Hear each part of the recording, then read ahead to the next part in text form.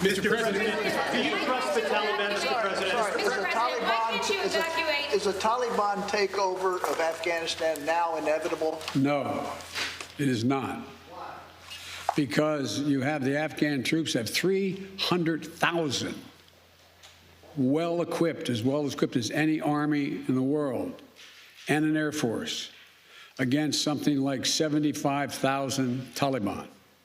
It is not inevitable. Do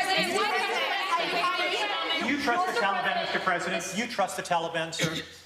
Is that a serious question? It's absolutely a serious question. Do you trust the Taliban? No, I do not. The country to the Taliban. No, I do not trust the Taliban. So why are you Is the U.S. responsible for the deaths of Afghans? What? Mr. President, will you amplify that question, please? Will you amplify your answer, please, why you don't trust the Taliban? It's a silly question. Do I trust the Taliban? No. But I trust the capacity of the Afghan military, who is better trained, better equipped, and more competent in terms of conducting war. Yes, ma'am.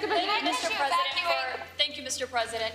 Given the amount of money that has been spent and the number of lives that have been lost, in your view, with making this decision, were the last 20 years worth it? You know my record. I can tell by the way you asked the question. I opposed permanently having American forces in Afghanistan. I argued from the beginning, as you may recall. It came to light after the administration was over, lasted our administration. No nation has ever unified Afghanistan. No nation. Empires have gone there and not done it. The focus we had, and I strongly supported, and you may remember, I physically went to Afghanistan. I was up in that pass where Osama bin Laden was allegedly escaped or out of harm's way. We went for two reasons. One, to bring Osama bin Laden to the gates of hell, as I said at the time. The second reason was to eliminate al-Qaeda's capacity to deal with more attacks in the United States from that territory. We accomplished both of those objectives, period. That's what I believed from the beginning, why we should be and why we should have gone to Afghanistan. That job had been over for some time.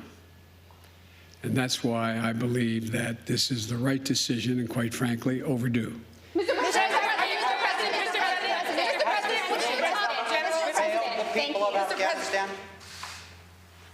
Mr. President, thank you very much. Your own intelligence community has assessed that the Afghan government will likely collapse. That is not true. Can you please clarify what they have told you about whether that will happen or not? That is not true. They did not reach that conclusion. So what is the level of confidence that they have that it will not collapse? The Afghan government and leadership has to come together. They clearly have the capacity to sustain the government in place. The question is, will they generate the kind of cohesion to do it? It's not a question of whether they have the capacity. They have the capacity. They have the forces. They have the equipment. The question is, will they do it? And I want to make clear what I made clear to Ghani, that we are not going to walk away and not sustain their ability to maintain that force. We are. We're going to also work to make sure we help them in terms of everything from food necessities and other things in the region. But there is not a conclusion that, in fact, they cannot defeat the Taliban. I believe the only way there's going to be, this is now Joe Biden, not the intelligence community, the only way there's ultimately going to be peace and security in Afghanistan is that they work out a modus vivendi with the Taliban and they make a judgment as to how they can make peace. And the likelihood there's going to be one unified government in Afghanistan controlling the whole country is highly unlikely. Mr. President, thank thank you. But we have talked to your own top general in Afghanistan, General Scott Miller. He told ABC News the conditions are so concerning at this point that it could result in a civil war. So if Kabul falls to the Taliban, what will the United States do about it? Look, you've said two things. One, that if it could result in a civil war, that's different than the Taliban succeeding, number one. Number two, the question of what will be done is going to be implicated, is going to implicate the entire region as well. There's a number of countries that have a grave concern about what's going to happen in Afghanistan relative to their security. The question is, how much of a threat to the United States of America and to our allies is whatever results in terms of a government or an agreement? That's when that judgment will be made.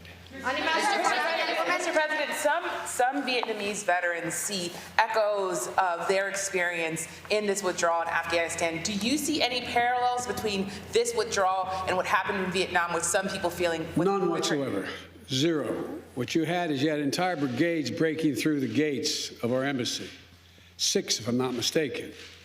The Taliban is not the North Vietnamese army. They're not remotely comparable in terms of capability.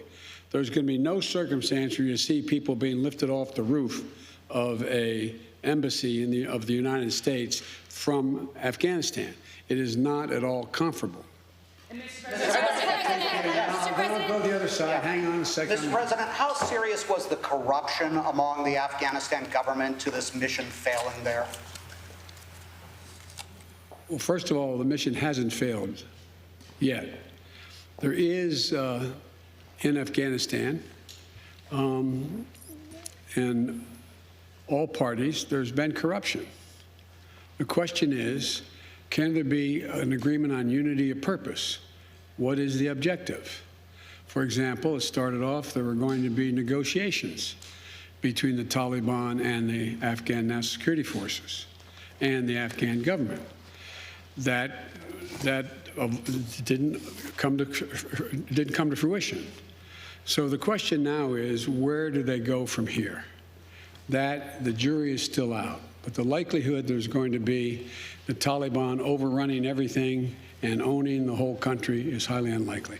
Yes, ma'am. Mr. President, will the United States be responsible for the loss of Afghan civilian lives that could happen after the military exit? No, no, no. It's up to the people of Afghanistan to decide on what government they want, not us to impose the government on them. No country's ever been able to do that. Keep in mind, as a student of history, as I'm sure you are, never has Afghanistan been a united country. Not in all of its history. Not in all of its history. Mr. President, if this isn't a mission accomplished moment, what is it in your view? No, there's no mission accomplished. How would you describe it? The mission was accomplished in that we got Osama bin Laden, and terrorism is not emanating from that part of the world. Mr. President, safety, as you just said in your remarks, are you satisfied with the timeline of relocating Afghan nationals? Is it happening quickly enough to your satisfaction, if it may not happen until next month at the end? Well, much of it's already happened. There's already been people, about 1,000 people have gotten on aircraft and come to the United States already on commercial aircraft. So as I said, there's over 2,500 people that, as from January to now, have gotten those visas, and only half decided that they wanted to leave. The point is that I think the whole process has to be speeded up, period, in terms of being able to get these visas. Why can't the U.S. evacuate these Afghan translators to the United States to await their visa processing, as some immigrants at the southern border have been allowed to do? Because the law doesn't allow that to happen. And that's why we're asking the Congress to consider changing the law. But in the meantime, we can guarantee their safety if they wish to leave by taking them to third countries, and/or while the wait is taking place, to come to and hopefully while they're waiting there, to be able to bring them back to the United States if that's what they choose to do. What do you think of the Taliban from Afghanistan? I'm Afghan support woman. Any message, good message for Afghan women in future, because they have achievement. They are really concerned about their achievement. They are very concerned with good reason. Yes. When I was in Afghanistan, I've been there a number of times.